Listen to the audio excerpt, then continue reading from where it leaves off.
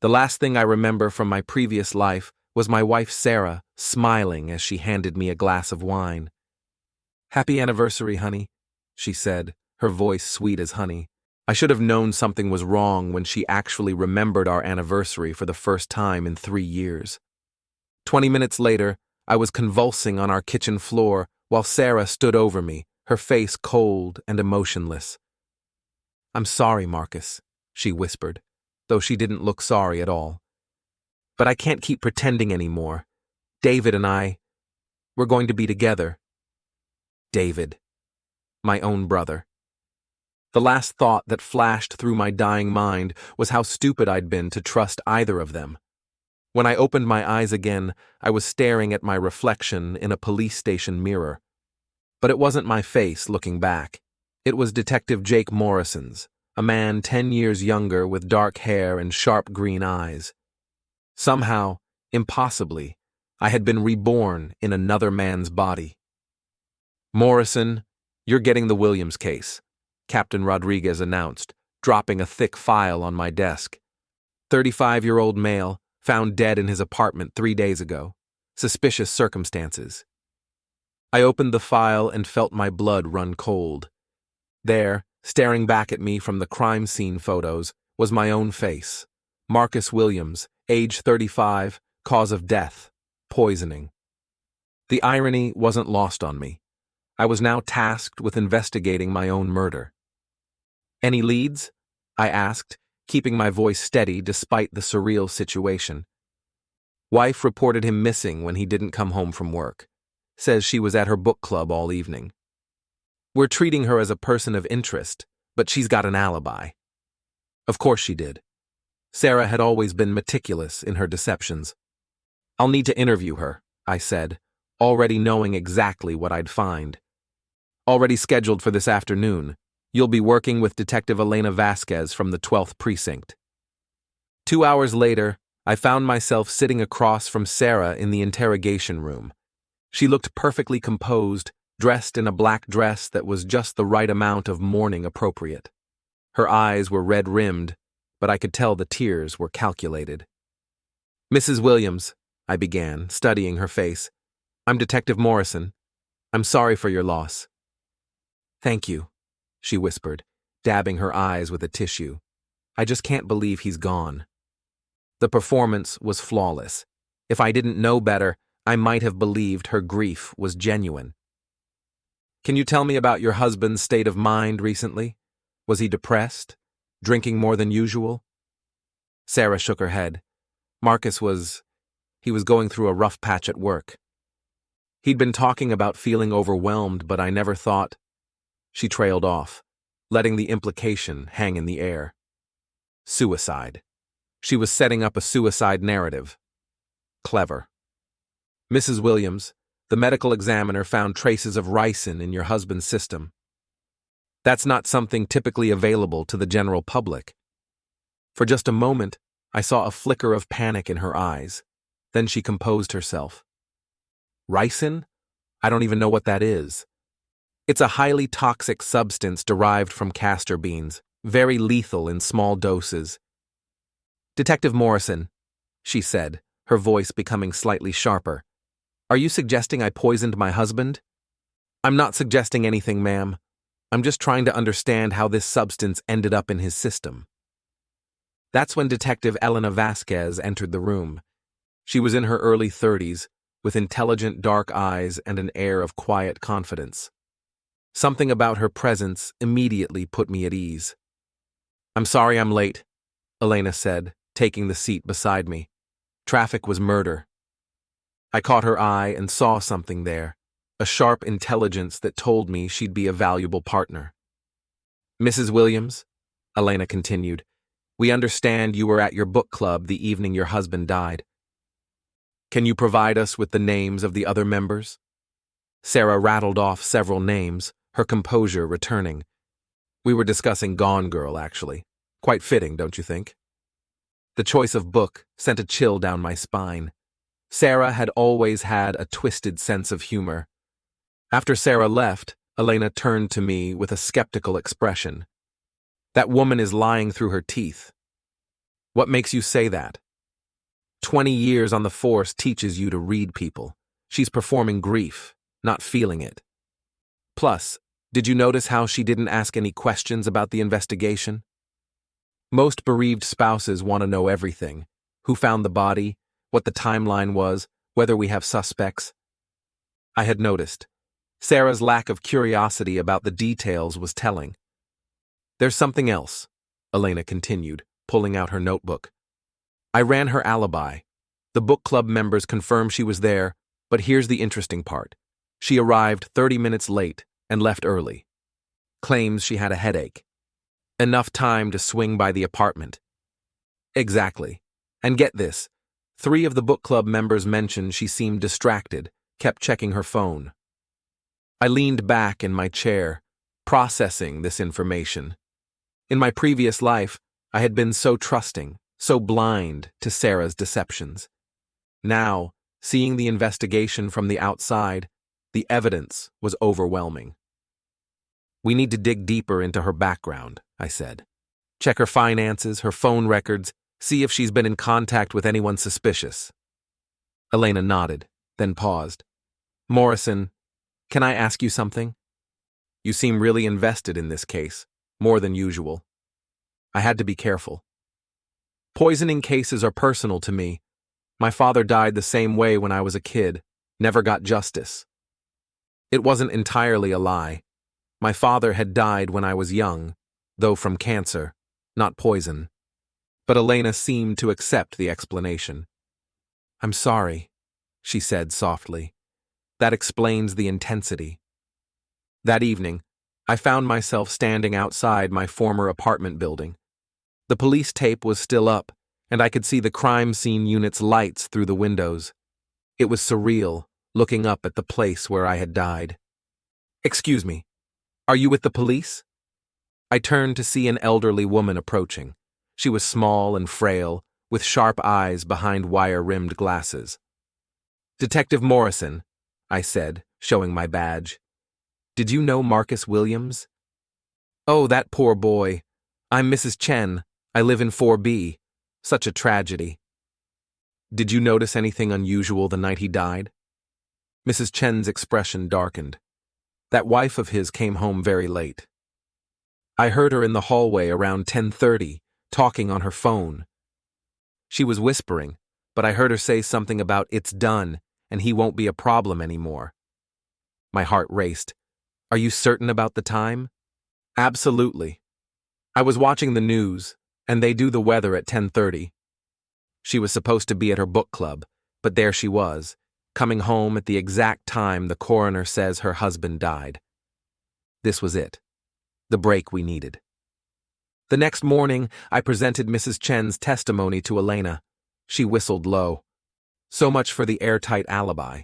We need to bring her in for another interview. Let's be smart about this. If we come on too strong, she'll lawyer up. I want to approach this differently. Elena raised an eyebrow. What do you have in mind? I think we should focus on the brother first, David Williams. If Sarah was having an affair, he's our most likely suspect as an accomplice. I had purposely avoided mentioning David's involvement earlier. I needed to introduce him organically, without raising suspicions about how I knew. The victim had a brother? Marcus's phone records show frequent calls to a David Williams. Could be coincidence, but worth checking out. Elena pulled up David's information on her computer. David Williams, 32, lives in Brooklyn. Works as a financial advisor. Clean record. Let's pay him a visit. An hour later, we were standing outside David's apartment in Park Slope. When he opened the door, I felt a familiar rage surge through me. He looked exactly as I remembered. Tall, conventionally handsome, with that easy smile that had always made him popular with women. David Williams. Elena showed her badge. NYPD. We'd like to ask you some questions about your brother Marcus. David's face crumpled with what appeared to be genuine grief. God, I still can't believe he's gone. Come in, please. His apartment was neat and expensive, filled with the kind of furniture that spoke of success. Family photos lined the mantelpiece, including several of David and me from happier times. "When did you last speak to your brother?" I asked, settling into a leather chair. "2 days before he died. He called me, seemed really upset about something. Said he needed to talk to me about Sarah." Elena and I exchanged glances. "What about Sarah?" "He was suspicious about her behavior, said she'd been acting strange, secretive. He thought she might be having an affair." The performance was masterful. David had always been a skilled liar, but now I could see through his act. "Did he mention any specific concerns?" "He said he found some text messages on her phone, but when he confronted her, she claimed they were from a female friend." Marcus didn't believe her. "Mr. Williams," Elena interjected, "were you aware of any problems in your brother's marriage?" David paused, as if considering his words carefully. "Sarah always seemed, I don't know, ambitious, like she was waiting for something better to come along. But I never thought she'd hurt Marcus." "What about you and Sarah? Did you two get along?" Another pause. "We were friendly.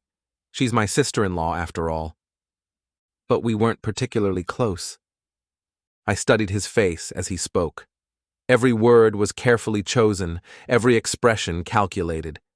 He was laying the groundwork for a narrative where Sarah was the sole perpetrator and he was just an innocent bystander. "Mr. Williams," I said, "we're going to need you to come down to the station tomorrow to give a formal statement. Just a formality. Of course, anything to help find out what happened to Marcus." As we left his apartment, Elena shook her head. "Something's off about him. Did you notice how he kept emphasizing Sarah's suspicious behavior? Like he was trying to point us in her direction. Maybe he genuinely suspects her. Or maybe he's deflecting.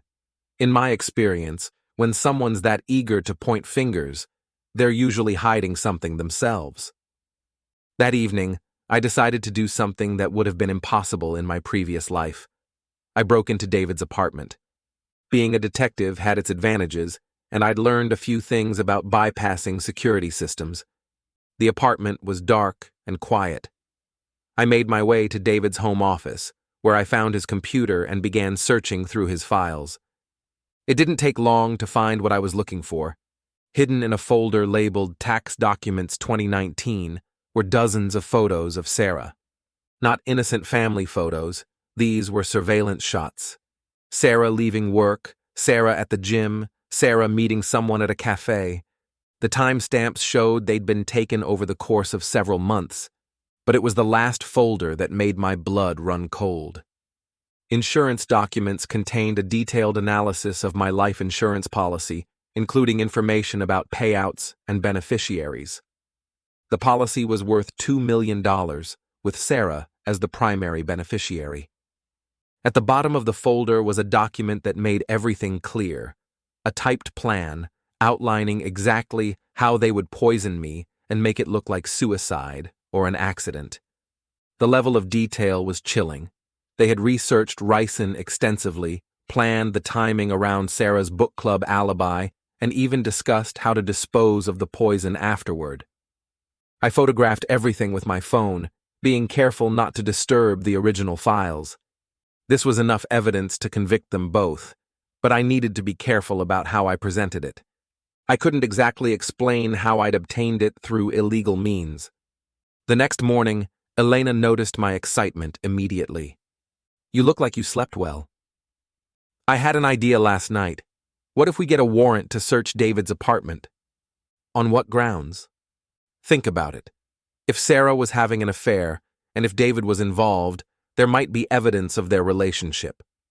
Text messages, emails, maybe even financial records showing shared expenses." Elena considered this. "It's a stretch, but you might be right. Let me talk to the DA." While Elena worked on getting the warrant, I decided to take another approach. I called Sarah directly.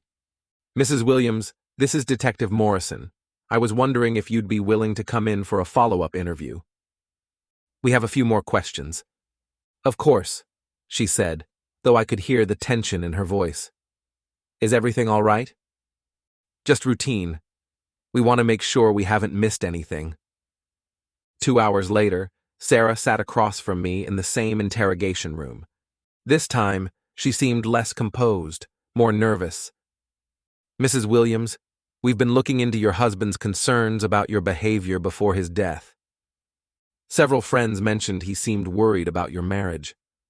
"Marcus was paranoid," she said quickly. "He imagined things that weren't there." "What kind of things?" "He accused me of having an affair. It was ridiculous." "Was it?" Sarah's eyes flashed with anger. "Detective Morrison, I resent the implication. I loved my husband." "Then why did you lie about your whereabouts the night he died?" The question hung in the air. Sarah's face went pale. "I don't know what you mean." "We have a witness who saw you returning home at 10:30 p.m., not 11:30 as you claimed. That's a significant discrepancy." I must have misremembered. I was in shock." "Mrs. Williams, we also have evidence that your husband suspected you of having an affair. Text messages, suspicious behavior, unexplained absences. Care to comment?" Sarah's composure was cracking. "What kind of evidence?" "The kind that suggests your husband's death wasn't random. The kind that suggests someone with intimate knowledge of his routines and habits." That's when Sarah made her first real mistake. Instead of asking for a lawyer, she got defensive. "You don't understand what it was like being married to Marcus. He was controlling, jealous, paranoid. He made my life hell." "So you killed him?" "I didn't kill anyone." The words came out as a shout, then she caught herself. "I mean, I would never hurt Marcus, despite everything." Elena, who had been silent until now, leaned forward. "Mrs. Williams, we know about the insurance policy. $2 million is a lot of money." "I don't know anything about any insurance policy." "You're listed as the primary beneficiary.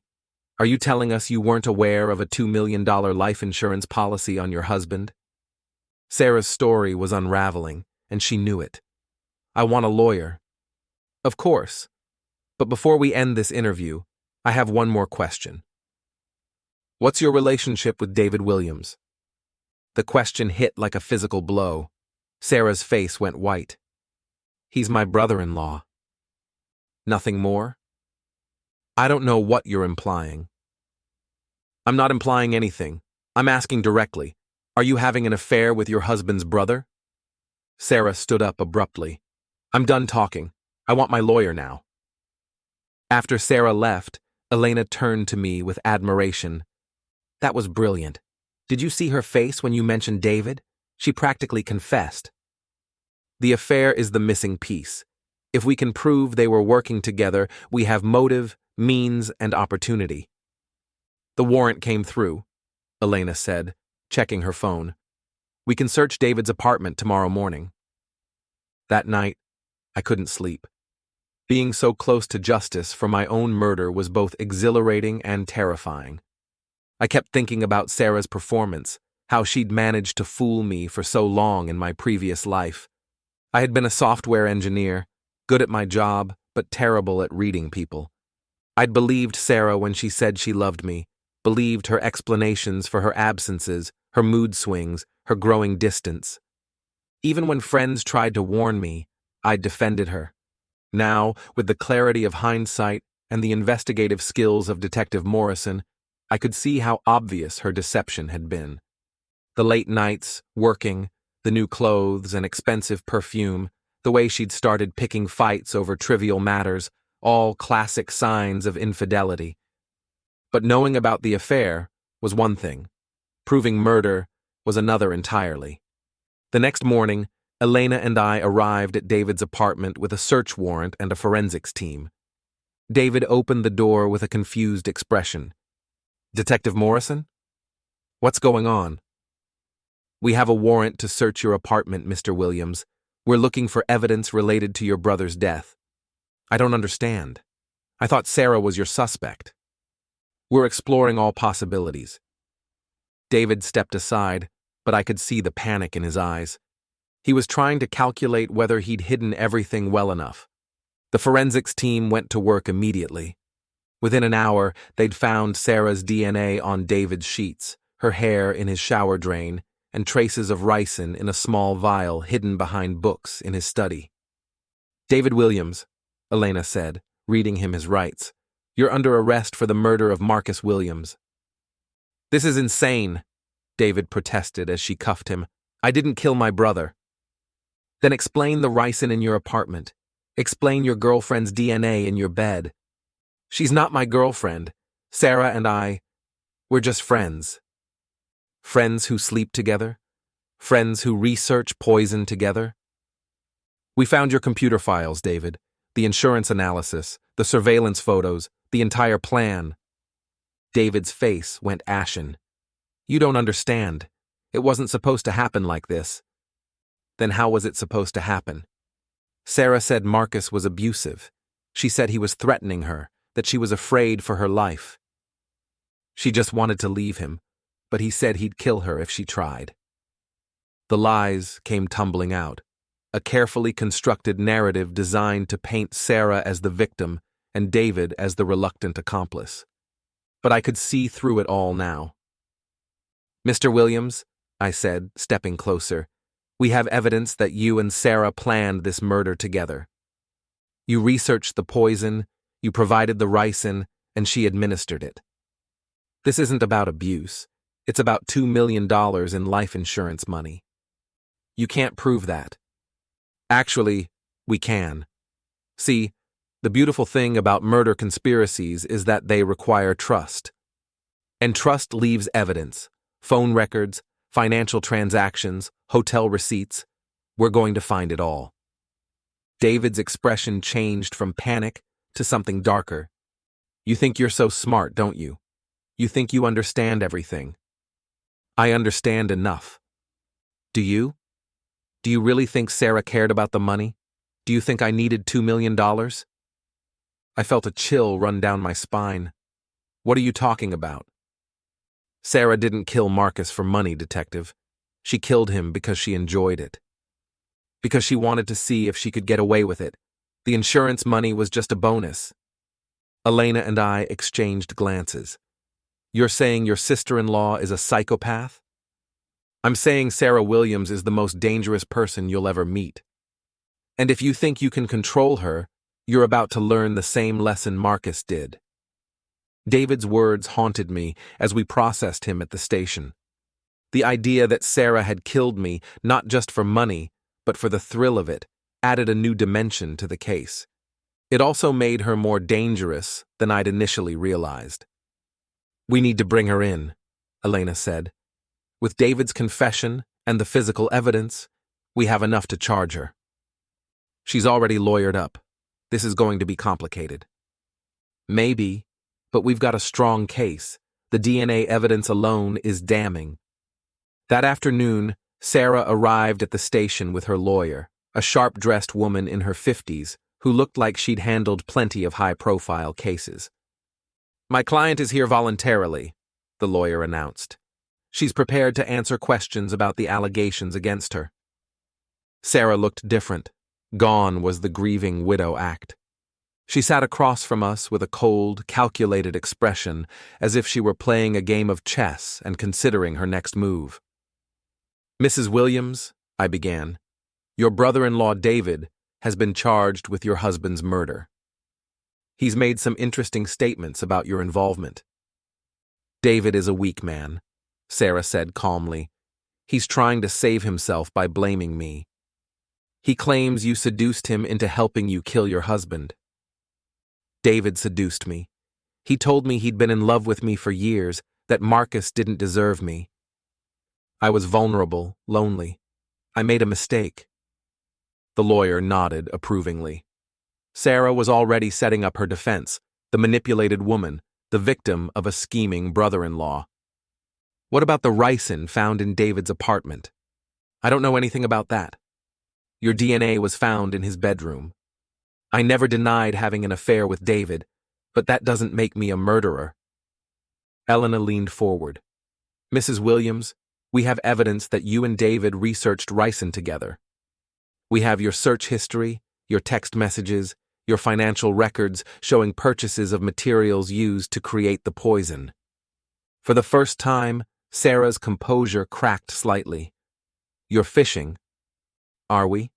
We have hotel receipts showing you and David met repeatedly over the past 6 months. We have phone records showing dozens of calls between you in the weeks leading up to your husband's death. And we have a witness who saw you returning home at the exact time your husband died. Circumstantial evidence. Maybe, but when you put it all together, it paints a pretty clear picture. Sarah's lawyer whispered something in her ear, and Sarah nodded. My client has nothing further to say at this time. After they left, Elena shook her head. She's good. I'll give her that. She's a sociopath, I said. David was right about that part. You think his story about her enjoying the kill is true? I thought about my final moments in my previous life, the way Sarah had watched me die with such clinical detachment. Yeah, I do. That evening, I found myself back at the crime scene, my former apartment. The police tape was gone now, and the building was quiet. I had the key from the evidence locker, and I needed to see the place one more time. The apartment felt like a tomb. Everything was exactly as I'd left it. My books on the shelf, my clothes in the closet, my coffee mug still in the sink. But being there in Jake Morrison's body made it feel surreal, like walking through a museum of my own life. I went to the kitchen where I'd died. The chalk outline was still on the floor, a stark reminder of my final moments. I knelt beside it, remembering the burning sensation as the poison took hold, the way my vision had dimmed as Sarah watched from across the room. You won't get away with it this time, I whispered to the empty room. That's when I heard a sound from the living room, a key turning in the lock. I quickly moved to the doorway and saw Sarah entering the apartment. She was alone, dressed in dark clothes, carrying a small bag. She hadn't seen me yet. She moved through the apartment like she owned it, checking rooms, searching for something. I watched from the shadows as she went to the bedroom and began looking through the dresser drawers. Looking for something? I asked, stepping into the light. Sarah spun around, her eyes wide with surprise. Detective Morrison, what are you doing here? I could ask you the same question. This is a crime scene. I needed to get some of my things. Personal items. What personal items? Sarah's hand moved to her purse, and I saw her fingers tighten around something inside. Just some jewelry. Things that belonged to my mother. Mrs. Williams, you're not supposed to be here. This apartment is still part of an active investigation. I know, I couldn't bear the thought of strangers going through my personal belongings. I studied her face, looking for any sign of remorse or grief. There was none. She was as cold and calculating as ever. Find what you were looking for? I don't know what you mean. You came here for a reason. What was it? Sarah's expression hardened. I think you're overstepping your bounds, detective. I have a right to my personal property, not when it might be evidence in a murder case. Then I'll wait for my lawyer. No, I said, stepping closer. You'll wait for backup. You're under arrest. Sarah's hand moved quickly toward her purse, but I was faster. I grabbed her wrist and felt the handle of a knife in her grip. Planning to kill another husband? I asked, wrestling the weapon away from her. You don't understand, Sarah hissed. You don't know what Marcus put me through. I know exactly what Marcus put you through. He loved you, provided for you, trusted you. And you repaid him by poisoning him. He was weak. He was pathetic. He deserved what he got. There it was, the real Sarah. No more grieving widow act, no more victim narrative, just cold, calculating hatred. Why? I asked. Why did you really kill him? Sarah smiled, and it was the most chilling thing I'd ever seen. Because I could. Because it was easy. Because watching him die was the most excitement I'd felt in years. I cuffed her as she continued talking, as if she couldn't stop herself from confessing. Do you know what it's like to be married to someone so trusting, so naive? Marcus believed everything I told him, every lie, every excuse, every false tear. It was almost insulting how stupid he was. So you decided to kill him.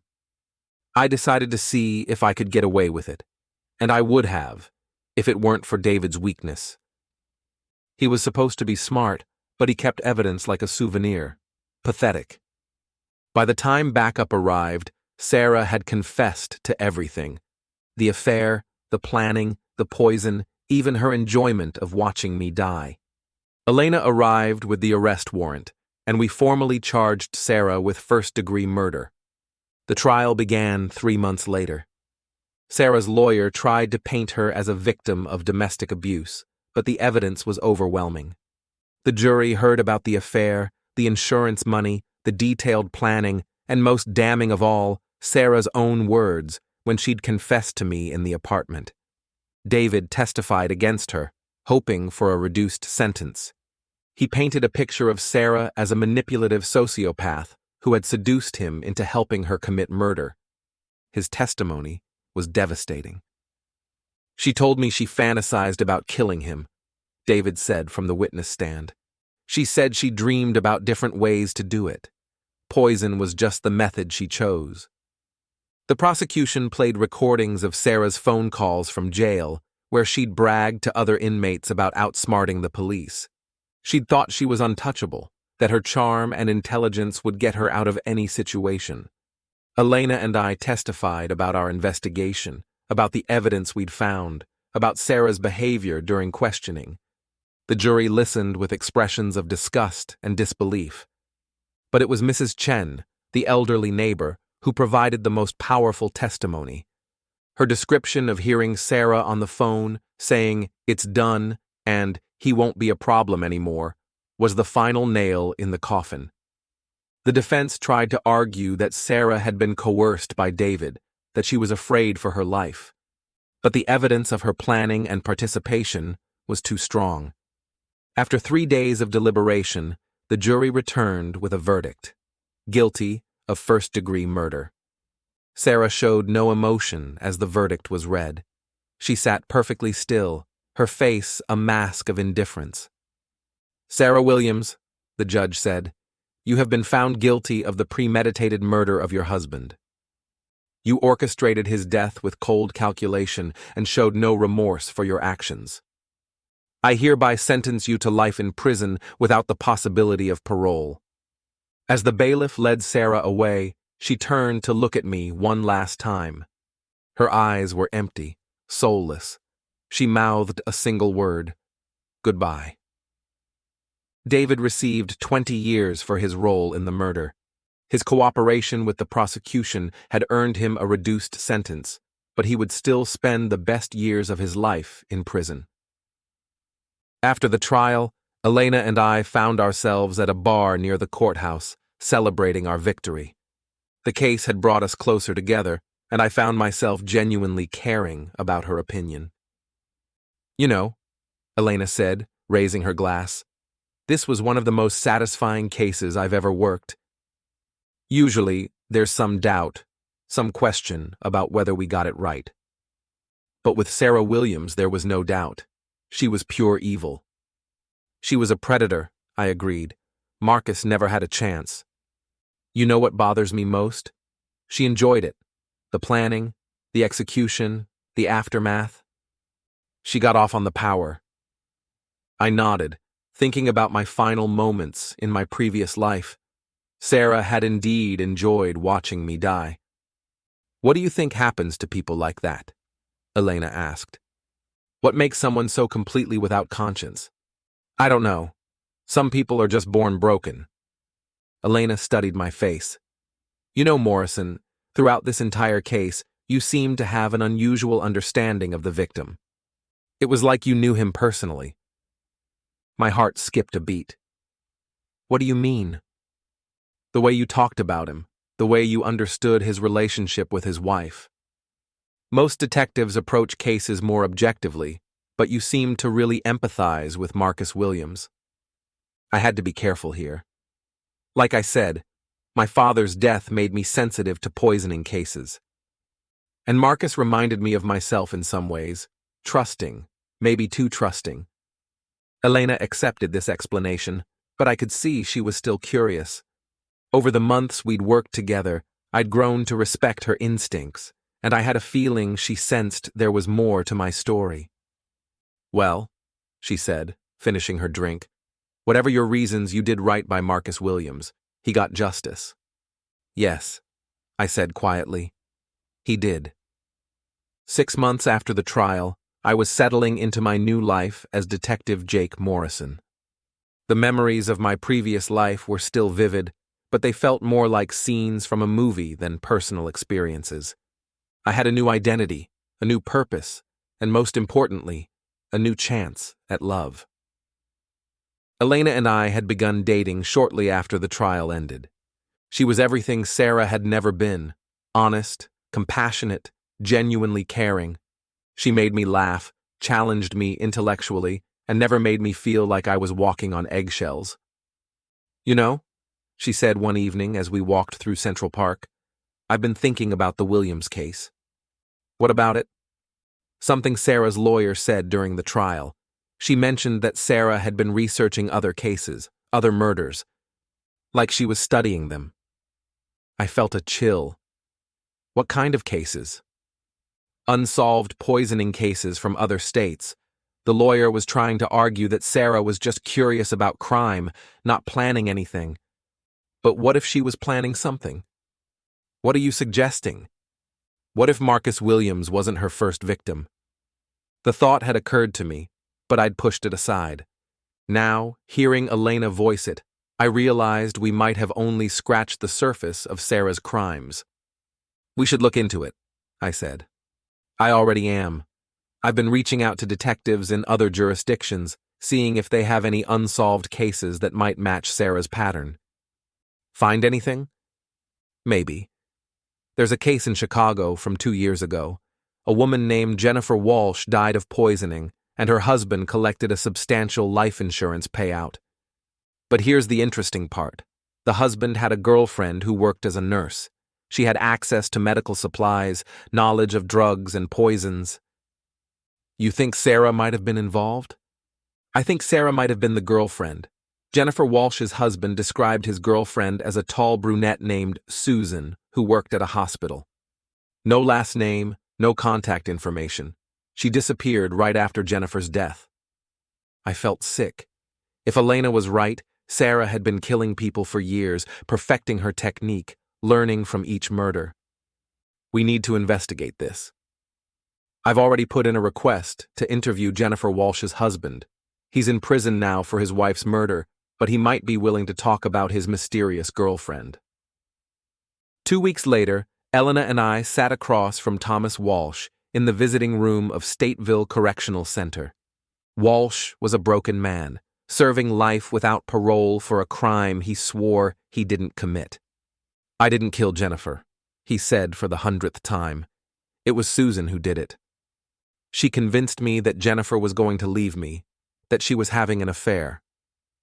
She said we could be together if Jennifer was out of the picture." "Describe Susan for us," Elena said. "Beautiful. Tall, probably 5 feet 6 inches, dark hair, green eyes. She was smart, really smart. She seemed to know everything about medicine, about poisons, about how to make someone's death look natural." "How did you meet her?" "She approached me at a bar, said she'd been watching me, that she could tell I was unhappy in my marriage. She was so understanding, so sympathetic. She made me feel like I was the most important person in the world." I recognized the pattern immediately. Sarah had used the same technique on David, probably on other men too. What happened next? We started seeing each other. She was careful, never wanted to meet at the same place twice. Said she was worried about her job at the hospital, that they had strict policies about relationships. "Did you ever see her at work? Visit her at the hospital?" Walsh shook his head. She said it was too risky, but she knew so much about medicine, about drugs. She could describe surgical procedures in detail, knew about drug interactions, dosages. Tell us about the night Jennifer died. Walsh's face crumpled. Susan said she had a plan. She'd obtained some kind of drug that would make it look like Jennifer had a heart attack. She said it was painless, that Jennifer wouldn't suffer. And you believed her? I was in love. I thought Jennifer was cheating on me, that she was going to leave me anyway. Susan made it sound like we were just speeding up the inevitable. Elena and I exchanged glances. The story was almost identical to what David had told us about Sarah's manipulation. What happened after Jennifer died? Susan disappeared. I tried calling her, went to the hospital where she claimed to work. They'd never heard of her. It was like she'd never existed. Mr. Walsh, I said, leaning forward, we believe Susan was actually a woman named Sarah Williams. She recently killed her husband in New York using the same method she used on your wife. Walsh's eyes widened.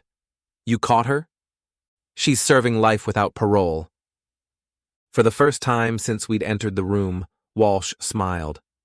Good. That woman destroyed my life. She made me complicit in murdering the woman I loved. Elena showed Walsh a photo of Sarah from the New York trial.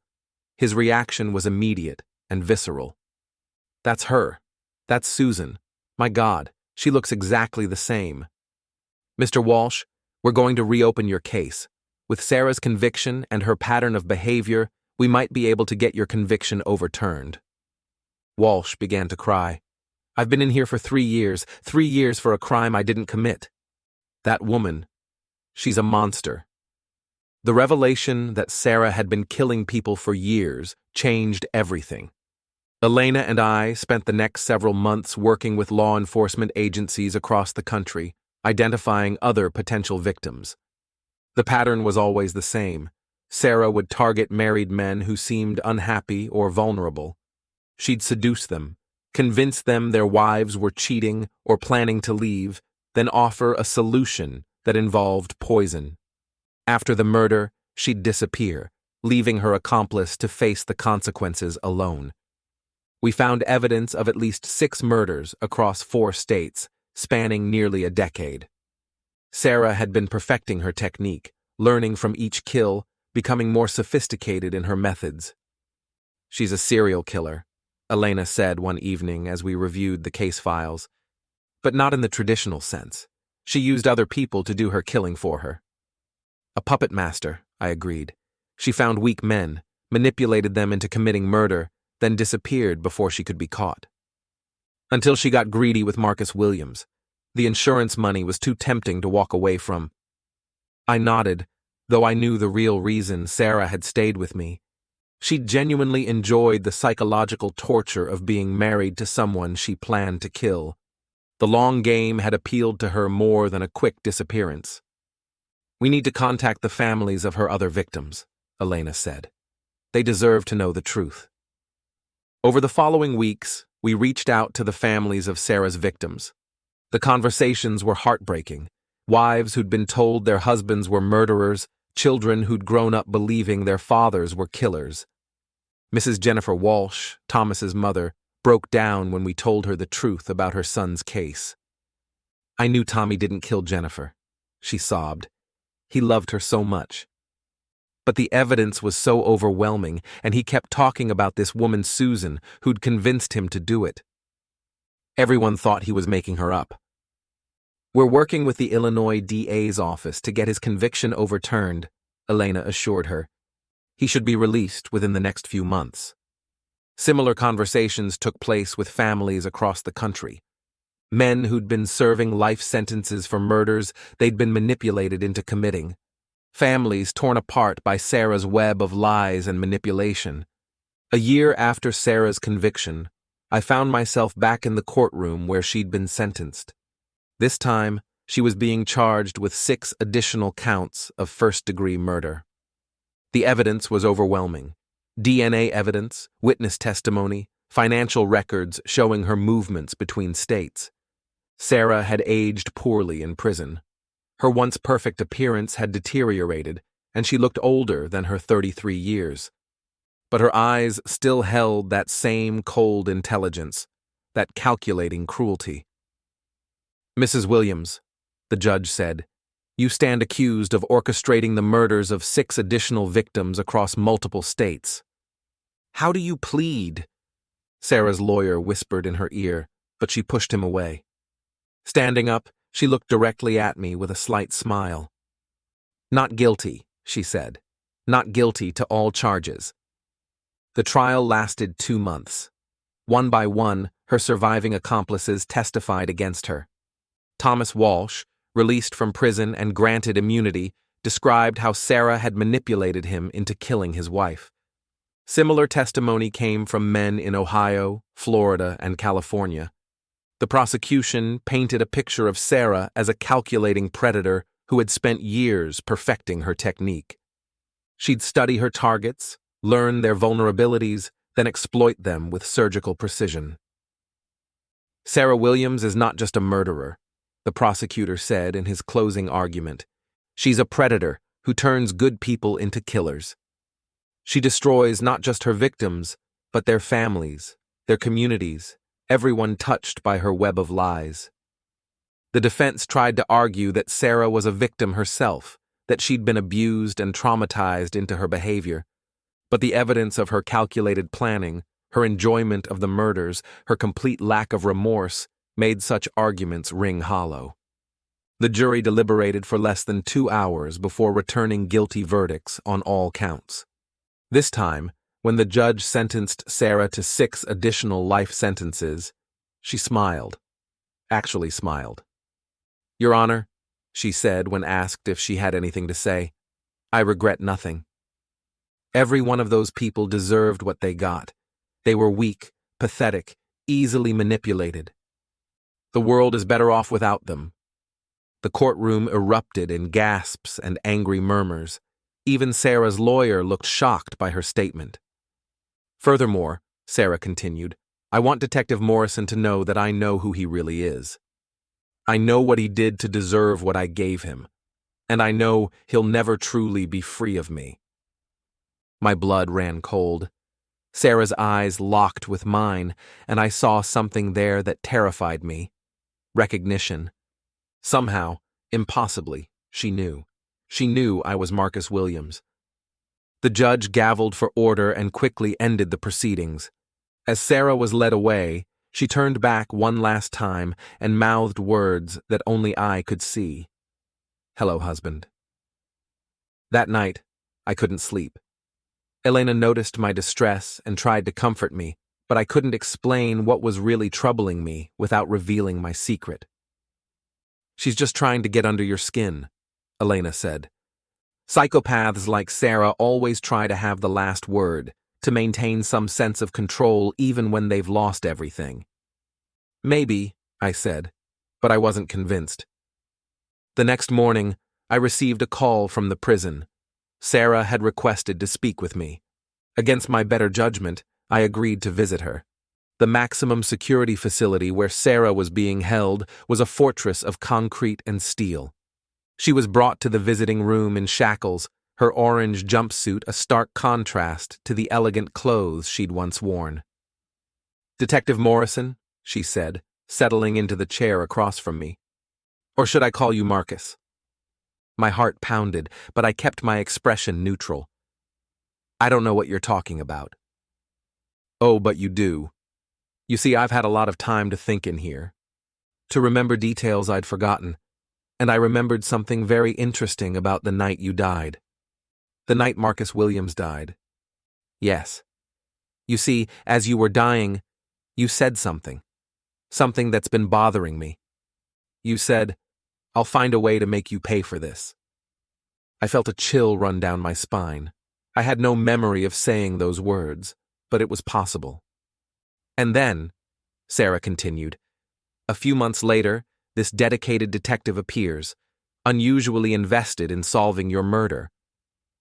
A detective who seems to know things about Marcus Williams that weren't in any file. You're delusional. Am I? Tell me, detective, what happened to Jake Morrison? The real Jake Morrison? I stared at her, saying nothing. I did some research. Jake Morrison died in a car accident 3 days after Marcus Williams was murdered. Same hospital, same night. And yet, here you are, carrying his badge, living his life. That's impossible. Is it? I've studied the paranormal, Marcus. I've read about cases of consciousness transference, about souls finding new bodies. I always thought it was nonsense, but you're living proof that it's real. I stood to leave, but Sarah's voice stopped me. You can't escape me, Marcus. Even in death, even in a new body, you're still bound to me. I'm the only one who knows your secret. I'm the only one who truly knows who you are. Sarah, I said, turning back to face her, you're spending the rest of your life in prison. You have no power over me. Don't I? What would happen if I told people the truth? What would happen if I told Elena that her boyfriend is actually the ghost of a murder victim? How long do you think you could maintain your new life? I realized she was right. My secret was my greatest vulnerability. What do you want? I want you to visit me. Once a month. I want to see your face, to remind myself of what I accomplished. I want to know that even in death, you're still my prisoner. And if I refuse, then I tell everyone who you really are. I may be in prison, but I still have friends on the outside. People who would be very interested in the story of Detective Morrison's miraculous resurrection. For the next 6 months, I visited Sarah every month as she demanded. Each visit was a form of psychological torture as she recounted details of my murder, gloated about her other victims, and made veiled threats about exposing my secret. Elena noticed the change in me. I became withdrawn, moody, distracted. The happiness I'd found in my new life began to erode under the weight of Sarah's blackmail. You've been different since the trial, Elena said one evening. It's like you're carrying a burden you can't share. I'm fine, I lied. No, you're not. You're tormented by something. Is it the case? Are you having nightmares about Sarah? Something like that. Elena studied my face with those intelligent eyes that had made her such a good detective. Jake, whatever it is, you can tell me.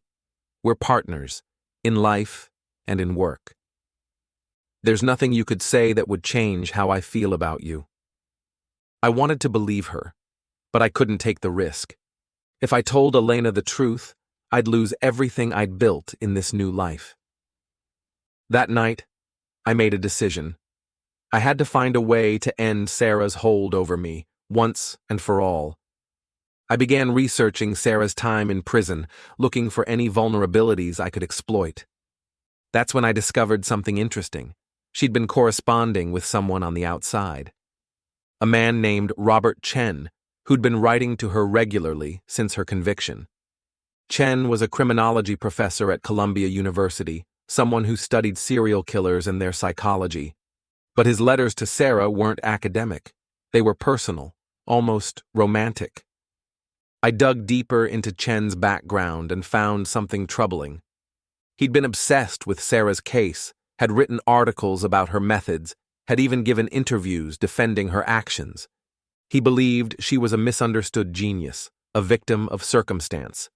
More importantly, he was planning to write a book about her case. A book that would include details only Sarah could provide.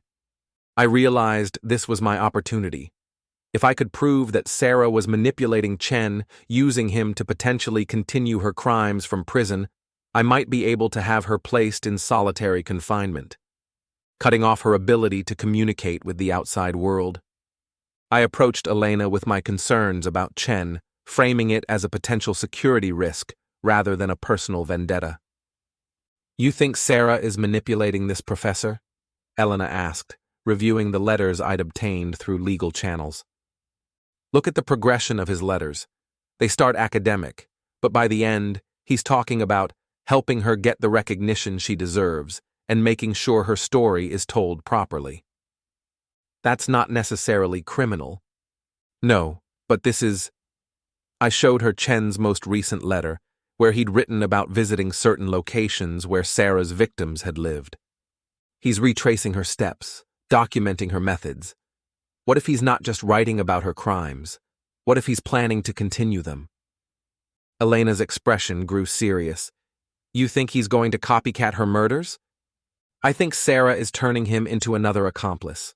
Look at this. He's asking about specific poisons, about how to avoid detection. These aren't academic questions. We brought our concerns to the FBI, who agreed to investigate Chen. Within a week, they'd found evidence that he was indeed planning to commit murders using Sarah's methods. He'd purchased chemicals, had been stalking potential victims, and had even written detailed plans for their deaths. Chen was arrested before he could hurt anyone, but the implications were clear. Sarah was still dangerous, even from prison. We need to have her communications monitored more closely, Elena said, and we need to review her visitor logs. That's when I realized I'd trapped myself. If they reviewed her visitor logs, they'd see my monthly visits. They'd want to know why I was visiting her, what we discussed. Actually, I said, I think we should recommend she be placed in solitary confinement. Complete isolation from other prisoners and limited contact with the outside world. That's a bit extreme. Is it? She's manipulated men into committing murder from prison. She's proven she can't be trusted with any form of communication. Elena considered this, then nodded. You're right. I'll make the recommendation. 2 weeks later, Sarah was moved to solitary confinement. Her visiting privileges were revoked, her mail was strictly monitored, and she was allowed no phone calls except to her lawyer. For the first time in months, I felt free. 6 months passed without any word from Sarah. I threw myself into my work, taking on new cases, building my reputation as Detective Morrison. Elena and I grew closer, and I began to believe I might actually have a future in this new life. Then, one morning, I received a call from the prison warden. Detective Morrison? I'm calling about Sarah Williams. She's dead. I felt a mixture of relief and shock. What happened? Suicide. She managed to fashion a noose from her bedsheets.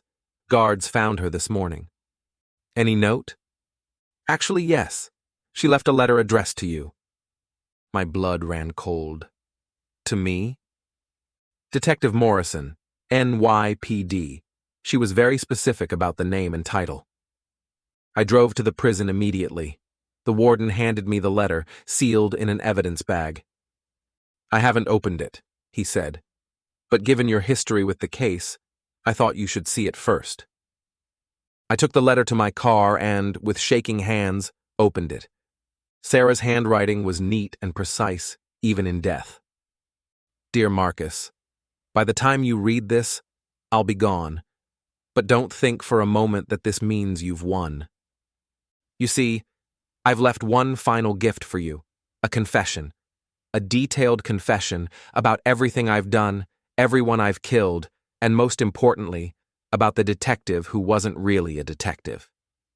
I've told them all about Marcus Williams, about his miraculous resurrection as Jake Morrison. I've told them about impossible knowledge, about suspicious behavior, about a detective who was far too personally invested in a case he should have approached objectively. The letter is sealed and will be delivered to your captain tomorrow morning. By then, you'll have had one night to consider your options. You can run, but they'll find you. You can try to explain, but who would believe such an impossible story? Or you can join me. The same poison I used on you before, I've saved a small amount. It's hidden in your apartment, in the place where you died.